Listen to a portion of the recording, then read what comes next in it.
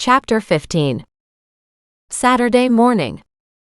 Doreen woke up Saturday morning with a happy smile on her face and her phone buzzing beside her head. She rolled over, snagged it up, and hit talk. "Mac, do you know what time it is?" she groaned. Mac's silence came first on the other end, then he said, "Yeah, it's 9 in the morning." Doreen stared at her phone in shock. "Seriously?" "Yeah," he said. "Are you still in bed?" She rubbed her face and murmured, "I just woke up." "Interesting," he said, his tone buoyantly cheerful. "Why are you so happy?" she asked. "I'll be there in 15 for coffee," he said. "I'll tell you then." And he hung up. She stared again at her phone, disgruntled. "And what if I didn't want to get out of bed?" she snapped in response. "What if I didn't want to get dressed today? What if I plan to have a pajama day and laze around the house just because I can?" The trouble was, Mac wouldn't have called without a reason. And, for that alone, her curiosity got the better of her. She hopped out of bed, quickly showered, shampooed her hair, and washed the rest of her. By the time she was out, dried, and dressed, she could hear a vehicle pulling up. She groaned. "We don't even have coffee on," she muttered. But Muggs was already ahead of her, barking joyously as he raced to the front door. "You're such a traitor," she muttered as she dashed past him to measure the coffee. When Mac didn't knock right away, and she had time to put the coffee on and to feed her crew, she stopped and wondered if it was even him. She walked to the front door, opened it to find Mac's truck in her driveway, where he was unloading cement blocks. She stared at him in shock and then delight. "Are those for my deck?" He tossed her a grin. "About time you got your sorry butt out of bed." She snorted at that. "If you hadn't called me," she said, "I could have been in dreamland for at least another hour." "You're a lazy slug," he said with a smirk. "Come and give me a hand." She slipped on her sandals and walked down the porch steps. "How many are there?" "This is all of them," Mac said. "I loaded mine, then stopped by my buddy's place this morning and picked them all up from him. And afterward went to my mom's and grabbed those." Doreen grinned. "Wow, this is super." As she watched, Mac picked up 2, put them in her wheelbarrow, put a third one in, and then rolled the wheelbarrow across the front lawn around to the side of the house. She stared at the deep indentations in the grass and groaned, but it wasn't the time to argue with his process. Free cement blocks for her new deck edition were free cement blocks. The grass would stand up again on another day. By the time Mac had those unloaded, Doreen had carried a couple by herself, until he just laughed and took them from her hands. "Don't even bother." With them all lined up alongside her house where the new deck edition would be, Doreen felt mighty cheerful indeed. Then she followed Mac to his truck and saw something else in the bed. "What are those?" she asked, staring at the huge wooden beams traversing the back of the truck. The same buddy who had the leftover cement blocks had 4 of these posts. "They're exactly what we need for the deck expansion, although I don't know if they're long enough." He hefted one up, hoisted it onto his shoulder, and walked around to the side of her house. She raced behind him. "What did it cost you?" He was happy to get them hauled away, Mac said. "So now we've got 4 posts toward your deck edition. How many do we need?" She kept pestering him with more questions, not even waiting for him to answer. He was patient though, and finally he turned to her and said, "Remember your drawing? The list? Maybe go get it and take a look at your parts list." She shook her head and said, "I don't know why I didn't think of that." "Lack of caffeine?" he asked with a raised eyebrow. She smiled and went inside the kitchen, where she grabbed her sketches and the parts list she'd typed up and printed off. "We still need at least 6 more of those, depending on what length they are." "Yep," Mac said. "I did post a notice to the guys in the division to see if anybody had any spare parts we could use for the deck. A couple guys said they'd take a look this weekend and get back to me." "Do you think they'd give the parts to us?" Doreen asked. "Because wow, that would be huge." The beams are a big part of the remodeling cost, but decking boards and really the railing will kill you for most of the cost. She nodded, thinking about it. Do we need railings? Depends on how high we go. To meet the approval of the city, if it's only 2 steps, nope, we don't, which is something we were looking at. And if we did steps all the way around, she said, giving us all lots of places to sit. But that would up the cost too. Remember? Doreen looked back down at her papers and nodded. It's easy to forget just how much some of this adds up to. Also, what will you do about weed control for under the deck? Have you got a way past that? I'm not sure. I never really contemplated that. It seems a little foolish to think the landscape cloth would be enough. It probably would be if you got the heavy-duty stuff, and you might also want to consider buying a couple cheap tarps and putting rocks down underneath the deck.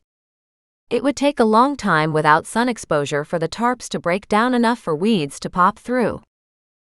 Doreen grinned. I like that idea. And then she stopped and asked, how cheap? Mac's booming laughter filled the backyard, and she could almost hear the neighbors closing doors and windows in disgust. Everybody here had no sense of appreciation for noise. But then again, she'd caused more than a few disturbances since she'd arrived. In fact, Richard, that poor neighbor of hers, although he owed her a thank you for solving that pink fuzzy handcuffs problem that could have ended up backfiring on him, had so far stayed mum since that case. Those handcuffs weren't hers and were found in his garden. She'd found them, sure, but they were on his property. So as far as she was concerned, they were his. She chuckled at that thought and returned to the deck project. I guess another big cost is all the hardware? Yep. That'll run you up quite a bit, because you want it stable. So these beams are put into big brackets, and then we need the right decking screws to go on the top. He looked at her. I don't suppose you want to pay for all-weather decking you never have to replace, do you? I'd love to, Doreen said cautiously, but somehow I suspect that's very expensive. Yep, it is, but just think. You never have to do any maintenance on it, and never have to replace it. Is it slippery, though? Mac looked at her in surprise. That's a good question. I don't know. I wouldn't want anything slippery. I do like to have Nan around, and of course the animals and myself. He nodded thoughtfully. That's something to check into. And railings. Maybe with Nan coming over, at least add railings on one side? I don't think she has any trouble with stairs. Not at the moment anyway. Something to consider for the future. Maybe even just a little railing somewhere. Yep, we can look at that too. Doreen nodded and then hesitatingly she said, You keep saying we? He looked at her in surprise. I said I'd give you a hand. Yeah, but so far it sounds very much like you'll be doing it all, because I don't know what I'm doing. He flashed that teasing grin at her. Yeah, I probably will be. And it could take a few weeks, depending on the cases I'm working on, he cautioned. I guess I just need to ask. And then she let her voice trail off. He glared at her. You better not be asking anything that'll piss me right off. She gave him a wide-eyed, innocent look. How will I know what'll piss you right off if I don't ask? He lifted a finger and shook it at her. Do not ask me about payment. Her smile when it dawned was as warm and as heartwarming as she could possibly have made it, and yet it came from the heart. Thank you for that, she said sincerely. But you will be responsible for keeping the coffee flowing. She rolled her eyes. That's probably more expensive than paying you wages. He grinned. Hey, at least I didn't ask for beer and I didn't ask for meals. Which is probably something we should consider because you certainly deserve a few meals out of this, and I imagine sitting down after working on the deck is almost perfect with a beer. Doreen walked inside and poured coffee, and when she brought it out and handed it to him, she realized he was done, laying the last beam with her other decking materials in her backyard. So we have to wait until Monday's email replies to figure out what else we might need, is that it? Mac accepted the coffee, gave his shirt a little shake from the wood he'd been carrying, and said, "With any luck, we can get some stuff. We won't likely get enough to do the whole job, but anything will help." Doreen motioned at the big blocks of wood. "Particularly when it's stuff that's not terribly visible." "Exactly. It's the deck and the stringers that are seen by all." "What are stringers?" Doreen asked, before thinking how this set her up to be teased again. "And don't laugh at me." Max smiled, taking a moment to rein in his words. "The back plates to the steps themselves. The vertical pieces that join the horizontal deck to the horizontal risers." When she nodded, he added, "We could probably make stringers if you want steps all the way around. That's only expensive if we buy them. The wood itself can be ugly, but we'll see what we come up with by scrounging for leftovers with those Monday replies." She smiled at that. "So, did you look up those cases on the missing parents? You did cancel on me yesterday." He gave her a dry look. "I got a call and had to leave." "I know you came here to drop all this off, and I am hugely thankful," she said. "But I'm also hoping you might have found a little information." "You first," Max said. She tried to give him an innocent look, but he laughed at her. "I know you've been up to no good. So tell me what you found." Doreen sighed and sat down at the little table on her veranda. "Bits and pieces, that's all, and I've already told you what I know. I also really want to know who lived at the house where I found the ice pick. The house has changed hands 4 times in the last 2 decades, going back to the oldest dates in question regarding the Darbunkles, based on the oldest of those 2 tags you found," Max said. "However, considering it probably didn't take 20 years for the weather and the ivy to have buried the ice pick, you said you had to dig up almost all of the tool, then the nearest house was probably owned by an old lady, Emma Bennett." "Oh, interesting. Did she pass away?" Mac shook his head, gave her a rueful look, and said, "She's in Rosemore." Doreen grinned wide. She pulled out her phone and texted Nan. "Do you know an Emma Bennett?" "Yes." "Why?" "She probably owned the property where the ice pick was found, at the estimated time of its disposal." Several question marks crossed her screen initially, and then Nan added, "I'll go talk to her." Doreen laughed, tossed her phone on the veranda table, and said, "Nan's on it. You two are getting to be quite the pair." "I know." Nan lives near a trove of interesting people with decades of Kelowna info at their fingertips. "And sometimes those people don't always remember things correctly," Mac warned. "Nope, they don't always. And sometimes they remember better than we expect. Particularly from decades ago. I don't understand how that works. I'm sure the neuroscientists have a heyday with it." "So much money is being funneled into research on dementia," Doreen said, "and I can see why. It's very distressing when you have to deal with it. I'm a bit concerned about Nan at times." "Yes, it's so hard on the other family members." Mac agreed, a soft smile on his face. As far as the case of the missing Darbuncle parents, they did apparently disappear.